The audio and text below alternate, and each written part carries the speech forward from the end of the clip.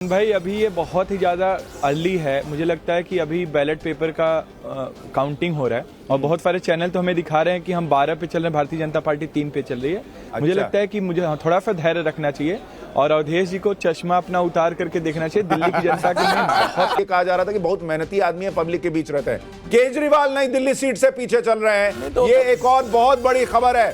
केजरीवाल, अरविंद केजरीवाल अपनी सीट पर पीछे चल रहे हैं इस वक्त। हालांकि ये अभी शुरुआती रुझान है, इनमें ऊपर नीचे होगा मामला। में बहुत बड़ी खबर होगी। जो लोग उस क्षेत्र में गए हैं, देखा है लड़ाई बहुत कांटे की थी। आम आदमी पार्टी भी मान रही थी कि नई दिल्ली में बिल्कुल हम लोगों ने जाके देखा है। मुझे तो आश्चर्य हुआ कि केजरीवाल जी की सभाओं में जैसे पहले उत्साह और भीड़ होती थी वो नहीं दिखाई दे रही थी। तो ये देखिए कुछ इंडिकेशन पहले से थे। पहला इंडिकेशन उस समय मिला जब केजरीवाल जी जेल से बाहर निकल के आए थे और आम आदमी पार्टी ने बड़े आंदोलन की लंबे समय तक चलाने की घोषणा की, लेकिन हफ्ते 7-8 दिन में उसको आंदोलन खत्म हो गया था क्योंकि लोग सड़क पर उस रूप में आए नहीं थे। जिस दिन वो निकले वहां 3-3.5 हजार के आसपास ही लोग थे। वहां से एक और बड़ी खबर, आतिशी भी अपनी सीट पर कालका जी से पीछे चल रही हैं।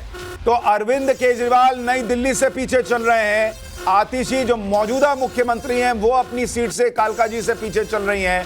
रुझानों में बीजेपी की बढ़त बढ़ रही है। बीजेपी गठबंधन 13 सीट पर आगे, आम आदमी पार्टी 10 सीट पर आगे और कालका जी से आतिशी के पीछे चलना, अरविंद केजरीवाल का पीछे चलना।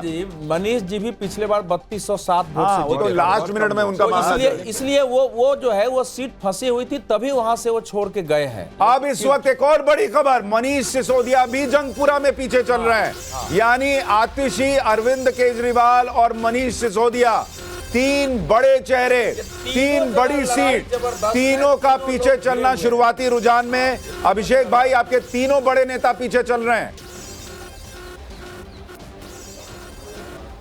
सुशांत भाई अभी ये बहुत ही ज़्यादा अर्ली है। मुझे लगता है कि अभी बैलेट पेपर का काउंटिंग हो रहा है और बहुत सारे चैनल तो हमें दिखा रहे हैं कि हम 12 पे चल रहे हैं, भारतीय जनता पार्टी 3 पे चल रही है। मुझे लगता है कि मुझे थोड़ा सा धैर्य रखना चाहिए और अवधेश जी को चश्मा अपना उतार करके देखना चाहिए। दिल्ली की जनता के में बहुत अलग लेवल पे उत्साह था अरविंद केजरीवाल जी के ऊपर। तो मुझे लगता है कि आने वाले टाइम पे दिखेगा ही नहीं, 1 घंटे के अंदर आपको दिखेगा कि अरविंद केजरीवाल और आम आदमी पार्टी। और देखिए एक और बड़ी खबर, कांग्रेस एक सीट पर आगे हो गई है।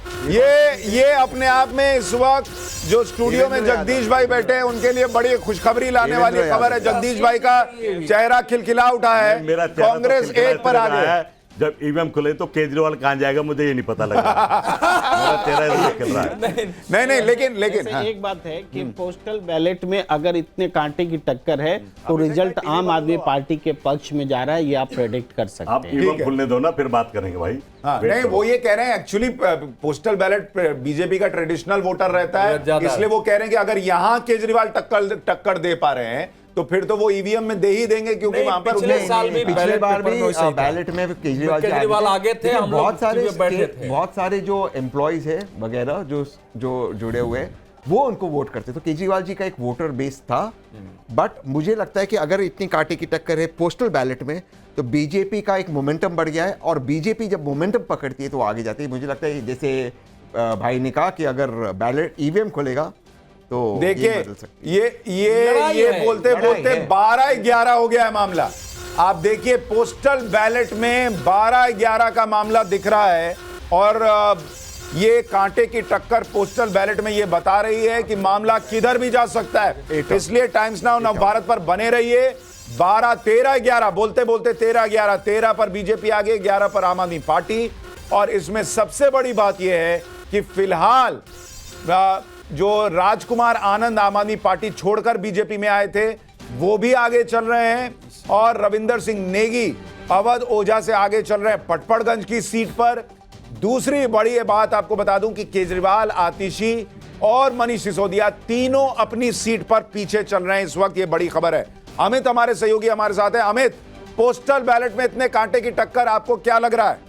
देखिए, मुझे लगता है कि जैसा पहले भी पिछले बार भी कहा गया कि पोस्टल बैलेट में आम आदमी पार्टी थी, लेकिन इस बार अगर देखिए तो जो एक राहत सरकारी कर्मचारियों को मिली है, जो 12 लाख वाला मतदान के कुछ दिन पहले इसका ऐलान हुआ था, तो शायद उसका असर भी होगा कि वहां पर कुछ वोट परसेंट जो है उसका फायदा सरकारी कर्मचारी, क्योंकि एक बहुत बड़ा सरकारी कर्मचारी आमतौर पर जो बीजेपी का वोटर होता था वो दिल्ली में आम आदमी पार्टी का वोटर था।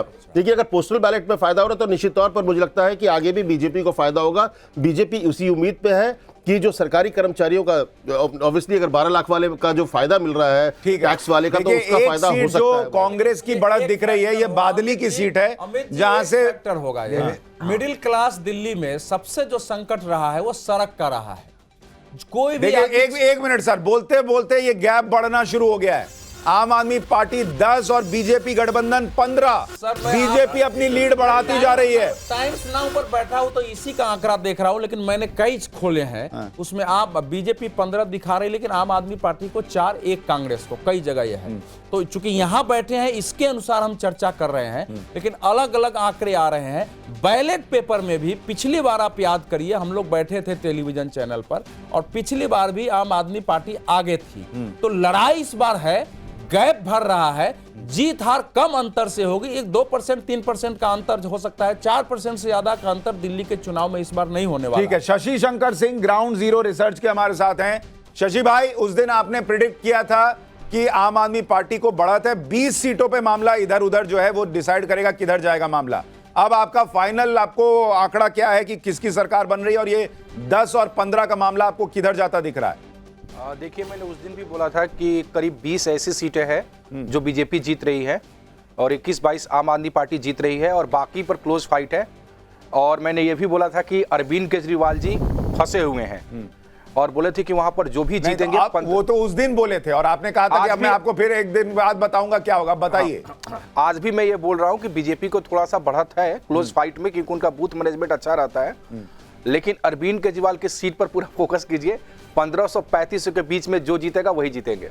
अच्छा, हाँ। और सरकार किसकी बन रही है अभी आज के डेट में? मतलब क्लोज फाइट मुझे लग रहा है कि बीजेपी अगर जीतेगी तो उनका सरकार बनेगा, लेकिन थोड़ा सा वेट करना पड़ेगा। ये तो देखिए, क्लोज फाइट में सुनिए, 5% का फाइट हो ना तो 7% का, तो वो निकालना बहुत कठिन होता है सीटों के मामले में। आप वोट परसेंटेज दे सकते हैं वो लास्ट, इसीलिए एग्जिट पोल के बारे में मेरा मानना है कि वो ट्रेंड तो डायरेक्शन बता देते हैं, लेकिन सीटों के बारे में वो नहीं होता है। तो चल रहा है तो वो विधानसभा चुनाव में तो ट्रेंड जो है 2015-20 में भी आप देखेंगे तो सब आम आदमी पार्टी को, लेकिन कोई उनको 62-67 नहीं दे रहा था, लेकिन 42-45, 52-55 तक गया था।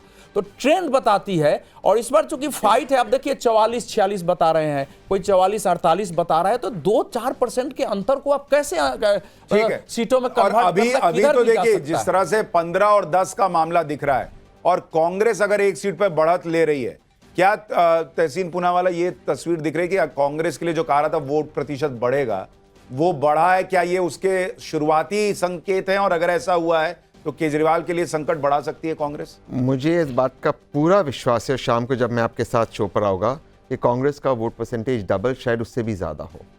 इससे केजरीवाल साहब को तकलीफ हो या ना हो, उससे मुझे कोई फर्क नहीं पड़ता। मेरा लक्ष्य है कि कांग्रेस अच्छा करे।